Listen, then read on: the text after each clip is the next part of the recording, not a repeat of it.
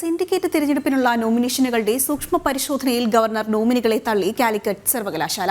University അധ്യാപക മണ്ഡലത്തിൽ നിന്ന് ജയിച്ചു വന്നവരല്ല എന്ന കാരണം പറഞ്ഞാണ് നോമിനേഷനുകൾ തള്ളിയത്.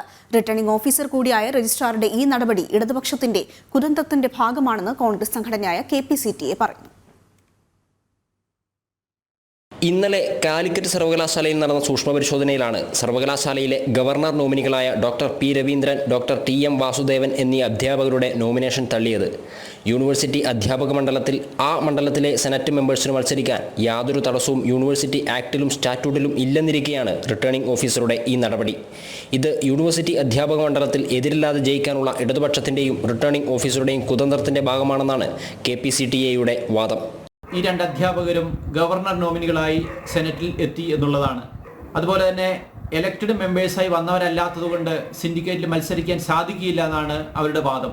യഥാർത്ഥത്തിൽ ഗവർണർ നോമിനികളായി വരുന്നവർക്ക് മത്സരിക്കാൻ പാടില്ല എന്നോ എലക്റ്റഡ് ആയി വരുന്ന മെമ്പേഴ്സിന് മാത്രമേ സിൻഡിക്കേറ്റിൽ മത്സരിക്കാൻ പാടുള്ളൂ എന്നോ സർവകലാശാല ആക്ടിലോ സ്റ്റാറ്റ്യൂട്ടിലോ പറഞ്ഞു വച്ചിട്ടില്ല.